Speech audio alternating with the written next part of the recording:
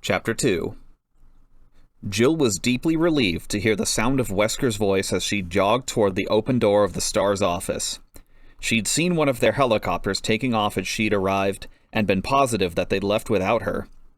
The Stars were a fairly casual outfit in some respects, but there also wasn't any room for people who couldn't keep up, and she wanted very much to be in on this case from the beginning. The RPD has already established a parameter search, spanning sectors 1, 4, 7, and 9. It's the central zones we're concerned with, and Bravo will set down here. At least she wasn't too late. Wesker always ran meetings the same way. Update speech, theory, then Q&A. Jill took a deep breath and stepped into the office. Wesker was pointing to a posted map at the front of the room, dotted with colored tags where the bodies had been found. He hardly faltered in his speech as she walked quickly to her desk, feeling suddenly like she was back in basic training and had shown up late for class. Chris Redfield threw her a half smile as she sat down, and she nodded back at him before focusing on Wesker. She didn't know any of the Raccoon team that well, but Chris had made a real effort to make her feel welcome since she'd arrived. After a flyby of the other central areas, once they report in, we'll have a better idea of where to focus our energies. But what about the Spencer place? It's practically in the middle of the crime scene. If we start there, we can conduct a more complete search.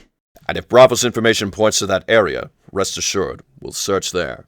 But for now, I don't see any reason to consider it a priority. Chris looked incredulous. But we only have Umbrella's word that the estate is secure. Wesker leaned against his desk, his strong features expressionless. Chris, we all want to get to the bottom of this, but we have to work as a team.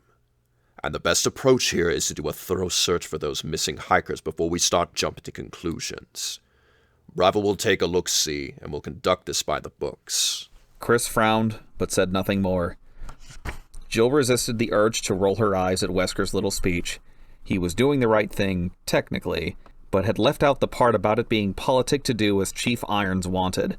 Irons had made it clear time and again throughout the killing spree that he was in charge of the investigation and was calling the shots.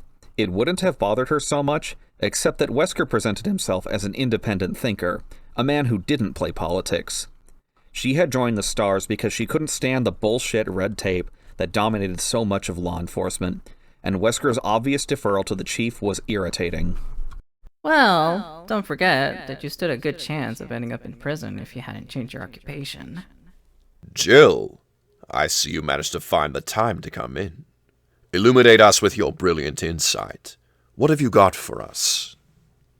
Jill met Wesker's sharp gaze evenly, trying to seem as cool and composed as he was. Nothing new, I'm afraid. The only obvious pattern is the location. She looked down at the notes she had on the stack of files in front of her, scanning them for reference. The tissue samples from underneath both Becky McGee and Chris Smith's fingernails were an exact match. We got that yesterday. Antonia Lipton, the third victim, had definitely been hiking in the foothills of Sector 7B. She looked back up at Wesker and made her pitch. At this point, my theory is that there's a ritualistic cult in the mountains, likely to be 4 to 11 members, and trained guard dogs, who attack intruders in their territory. Extrapolate. Wesker folded his arms, waiting. At least no one had laughed. Jill plunged forward, warming to the material. The cannibalism and dismemberment suggest ritualistic behaviors, as does the presence of decomposed flesh found on some of the victims. Like the killers are carrying parts of previous unknown victims to their attacks. We've got saliva and tissue samples from the 4 separate human assailants. Though, eyewitness reports suggest up to 10 or 11 people. Those killed by animals were all found in the same vicinity. The saliva traces appear to be canine, though there's still some disagreement. She trailed off, finished. Wesker's face betrayed nothing, but he nodded slowly. Not bad. Not bad at all. Disprove? Jill sighed. She hated having to shoot her own theory down, but that was part of the job. And in all honesty, the part that most encouraged clear, rational thinking. The Stars trained their people not to fixate on any single path to the truth. She glanced at her notes again. It's highly unlikely a cult that big would move around much. Also, the murders are too recent to be locals. The RPD would have seen signs before now. Some escalation to this kind of behavior. The level of post-mortem violence indicates disorganized offenders, and they usually work solo. Joseph Frost, the Alpha Vehicle Specialist, piped up from the back of the room. The animal attack part works, though. Protecting their territory and all that. Wesker scooped up a pen and walked to the dry erase board next to his desk, talking as he moved. I agree. He wrote territoriality on the board and then turned back to face her. Anything else? Jill shook her head, but felt good that she'd contributed something. She knew the cult aspect was reaching, but it had been all she could come up with. The police certainly hadn't come up with anything better. Wesker turned his attention to Brad Vickers, who suggested that it was a new strain of terrorism, and that demands would be made soon. Wesker put terrorism on the board, but didn't seem enthusiastic about the idea, and neither did anyone else. Brad quickly went back to his headset, checking on Bravo Team's status. Both Joseph and Barry passed on theorizing, and Chris's views on the killings were already well known, if vague. He believed that there was an organized assault going on, and that external influences were involved somehow. Wesker asked if he had anything new to add. Stressing new, Jill noticed. And Chris shook his head, looking depressed. Wesker capped the black pen and sat on the edge of his desk, gazing thoughtfully at the blank expanse of board. It's a start. I know you've all read the police and coroner reports and listened to the eyewitness accounts. Vickers here. Over. From the back of the room, Brad spoke quickly into his headset, interrupting Wesker. The captain lowered his voice and continued.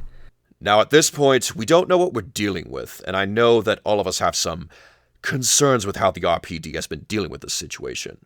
But now that we're on the case, What? At the sound of Brad's raised voice, Jill turned toward the back of the room along with everyone else. He was standing up, agitated, one hand pressed to the earpiece of his set. Bravo team, report. Repeat. Bravo team, report. Wesker stood up. Vickers, put it on comm! Brad hit the switch on his console, and the bright crackling sound of static filled the room. Jill strained to hear a human voice amidst the thuds, but for several tense seconds, there was nothing. Then, Copy.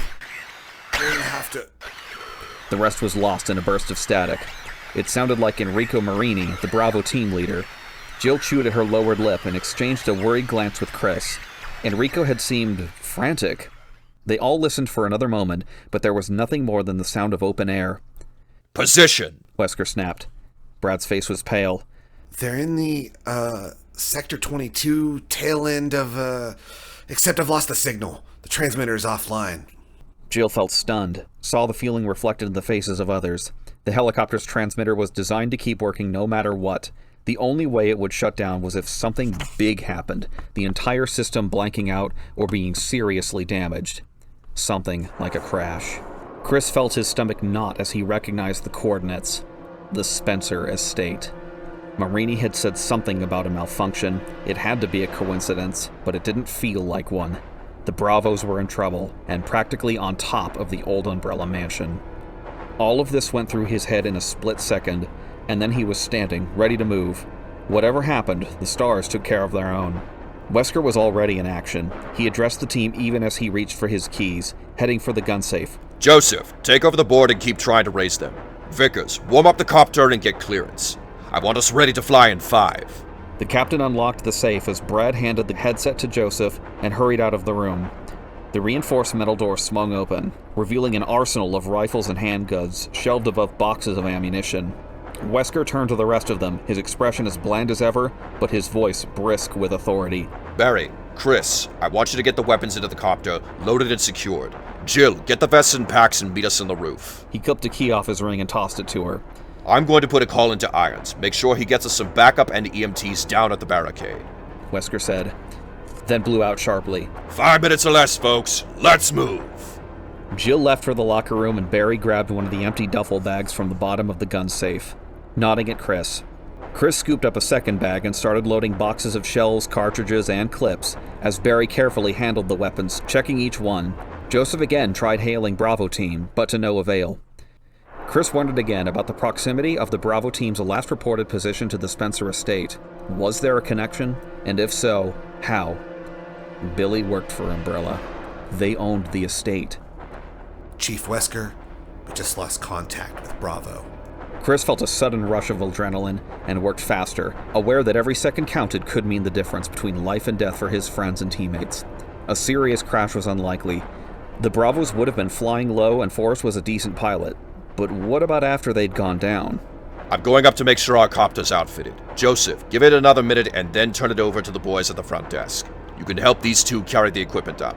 I'll see you on top. Wesker nodded to them and then hurried out, his footsteps clattering loudly down the hall. He's good, Barry said quietly, and Chris had to agree. It was reassuring to see that their new captain didn't rattle easily. Chris still wasn't sure how he felt about the man personally, but his respect for Wesker's abilities was growing by the minute. Come in, Bravo. Do you copy? Repeat? Joseph patiently went on, his voice tight with strain, his pleas lost to the haze of white static that pulsed out into the room.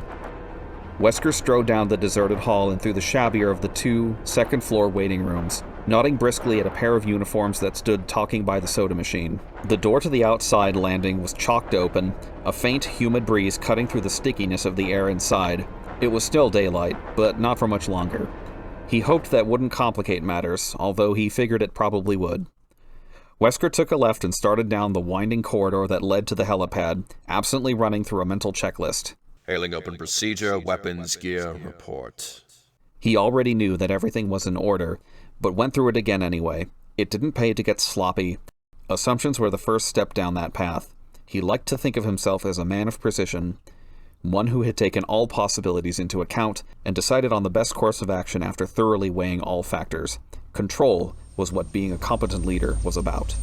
But to close this case... He shut the thought down before it could get any further. He knew what had to be done, and there was still plenty of time. All he needed to concentrate on now was getting the Bravos back, safe and sound. Wesker opened the door at the end of the hall and stepped out into the bright evening, the rising hum of the copter's engine and the smell of the engine oil filling his senses. The small rooftop helipad was cooler than inside, partly draped by the shadow of an aging water tower, and empty except for the gunmetal gray Alpha helicopter. For the first time, he wondered what had gone wrong for Bravo. He'd had Joseph and the rookie check both birds out yesterday, and they'd been fine, all systems go. He dismissed that train of thought as he walked toward the copter, his shadow falling long across the concrete. It didn't matter why, not anymore.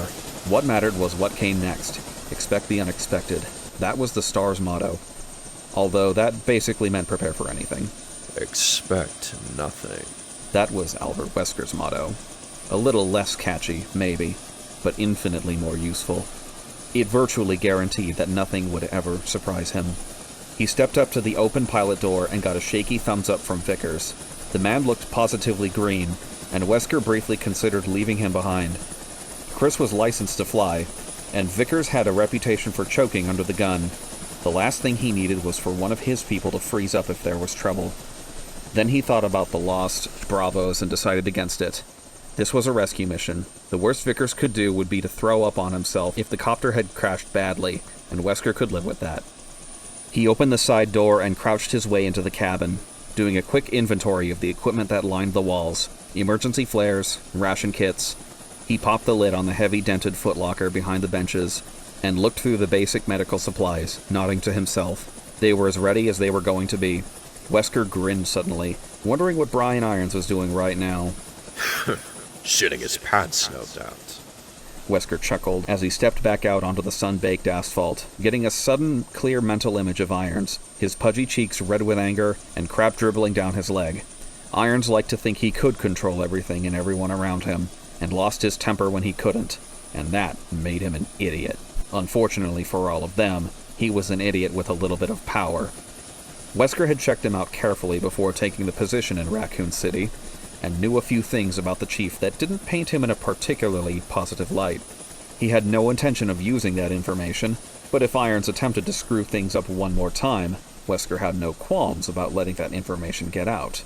Or at least telling him that I have access to it. It'll certainly keep him out of the way. Barry Burton stepped out onto the concrete carrying the ammo cache, his giant biceps flexing as he shifted his hold on the heavy canvas bag and started for the copter. Chris and Joseph followed, Chris with the sidearms and Joseph lugging a satchel of RPGs, the compact grenade launcher slung over one shoulder. and casually set the bag down as though it didn't weigh over 100 pounds. Barry was bright enough, but in the stars, muscle was a definite asset. Everyone else in his squad was in good shape, but compared to Barry, they were pencil necks. As the three of them stored their equipment, Wesker turned his attention back to the door, watching for Jill. He checked his watch and frowned. It had been just under 5 minutes since their last contact with Bravo. They'd made excellent time, so where the hell was Valentine? He hadn't interacted with her much since she'd come to Raccoon, but her file was a rave review. She'd gotten high recommendations from everyone she'd worked with, praised by her last captain as highly intelligent and unusually calm in a crisis. She'd have to be with her history. Her father was Dick Valentine, the best thief in the business a couple decades back. He'd trained her to follow in his footsteps, and word had it that she had done quite well until Daddy had been incarcerated. Prodigy or no, she could stand to buy a decent watch. He silently urged Jill to get her ass into gear and motioned for Vickers to start the blades turning. It was time to find out how bad things were out there.